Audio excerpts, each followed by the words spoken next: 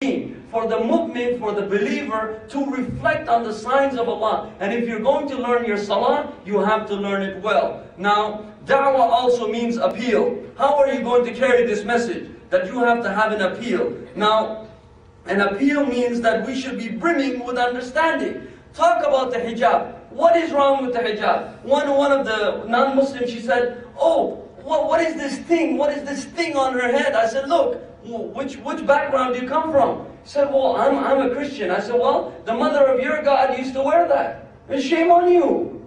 And then she couldn't say anything. Then I said, well, hold on. The reason why we wear it is just not a head covering. It is a total covering. Because now skin cancer is on the rise. Skin cancer, isn't it not? Yes, it is. So in the winter, they because of the cold, they cover themselves. They say in the summer, you should also cover yourself. So what we also do is stay away from the harmful things that Allah has, but also stay away from the harmful eyes of these devilish men. This is very, Assalamu alaikum sister, wa rahmatullahi wa barakatuh. What's this? I mean, either we don't give salam to the sister, or we give salam to the sister in such a seductive way that it's repulsive. At least you have a medium course, Assalamu alaikum sister, and keep walking. You want to marry her, go to her father. Oh, go through the door, not the window. So tell them about hijab. What is the reason for hijab? And sisters, if you're going to do something, if you're really going to go out and do da'wah, wear it to the best ability. Don't just wear it half thing, having the earrings coming out like that. Do you see my earrings? It's gold. It's Guyana gold, the 12 karat. You know. Tell them about hijab. Tell them about hijab. Tell them about understanding of the hijab. You're going to wear it good. Hijab in 50 principles has its views. It should not be transparent. It should be loose enough. You can wear anything as long as it's loose enough. I mean, don't become, ostentatious in your dress, but wear it to the best of ability.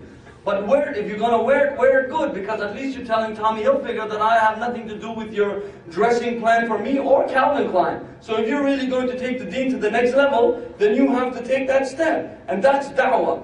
And da'wah also means demand. Our demand should be filled with justice and excellence. You should tell them, this lady, Irshad Manji, what's her name? Manji?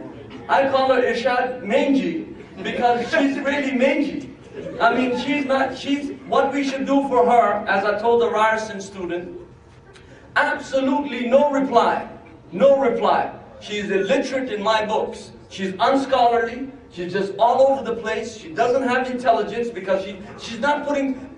I can make a statement anywhere. I can take one out here, cut it here, put it here. I can confuse and you'll never win. That's why Ali radiallahu anh said, they said, I cannot win from a jahil, but I can win from an alim. Because, an alim will have some principles that they go by. These people, they don't have principles. So our reply these kind of people should be, no comment.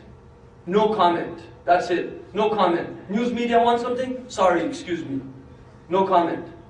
Because she wants to be another Rushdie. So just no comment. Just no comment. Let her do and Allah subhanahu wa ta'ala will look after her. So our demand should be filled with justice. And you should demand justice. Say, look, she's doing this. Write a letter to the organizations that are bringing and say, we don't like it. It's not good for us. It's not good. Write in the way that they write. Because we have become unintelligent. We don't know how to write any longer. We don't know how to read any longer because it's too much TV that we're doing every single day. Dawah also means a request. And request should be flowing from knowledge. Request should be flowing from knowledge. When they say Jesus ﷺ is born of a miraculous birth, and that's why he's God, tell them that Adam ﷺ was born without a father nor mother. I said that's a bigger miracle.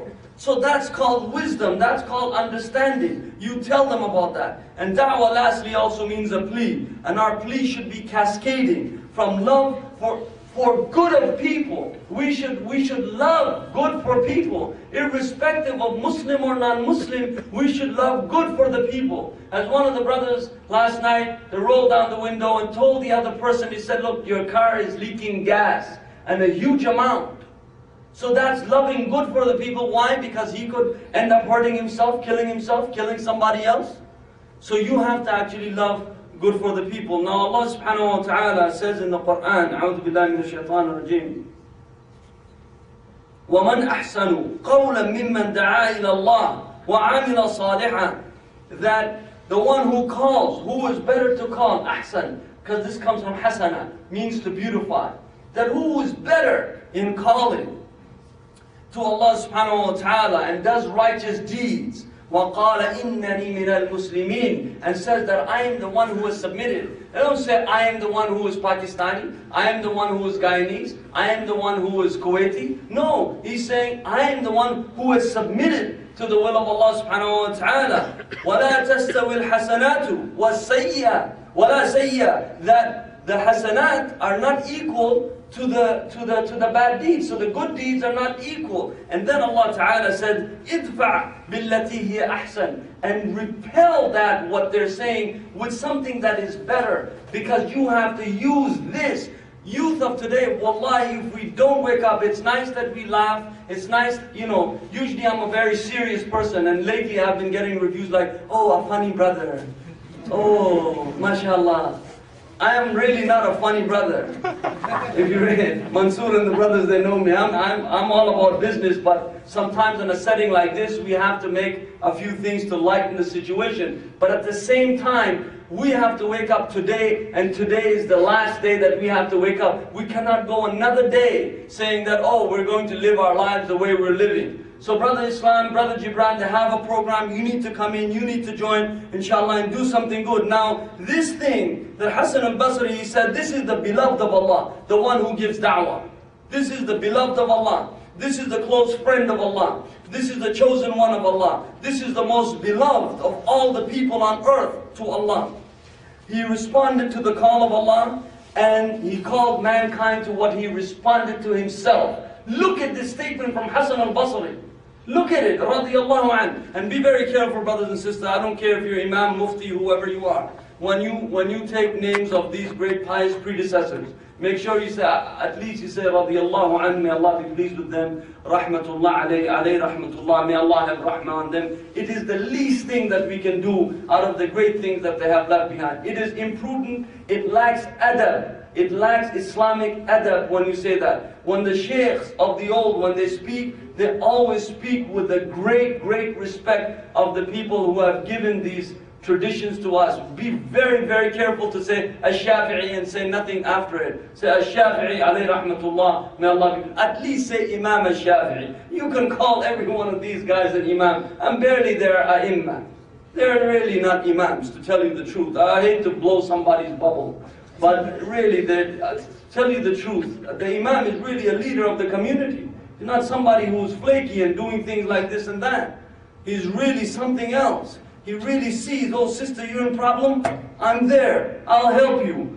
Brother, I'm telling you to finish this work so I can help this sister. The Imam is somebody who rocks the community. We hardly have any A'immah within us. Now, idfa'. This word itfa' means, Umar radiallahu anh said, they said there's no better punishment. Just listen to this. He said there's no better punishment for the one who has disobeyed Allah. There's no better punishment for the one who has disobeyed Allah with regard to you than you obeying Allah with regard to them. Look at how beautiful that is. If somebody hurt you and did something wrong to you, you obey Allah in doing the right thing to them. There's no bigger punishment for them than what you have done. It shows a moral excellence, and this is what we should be. That's why the Messenger of Allah ﷺ, when he was asked with Jibreel alayhi salam, what is ihsan? Tell me about ihsan. And he said, what did he say?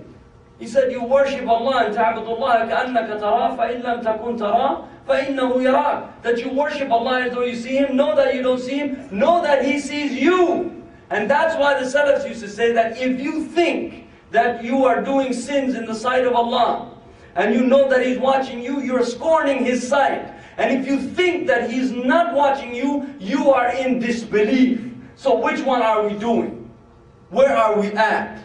How far are we going to keep dragging our feet? Oh, I'm not going to do it today, maybe tomorrow. Man, you gotta get up for Fajr. You gotta get up for Asr. You gotta pray Dhuhr. You just have to. It is a must. It is incumbent on you, whether you're traveling, whether you're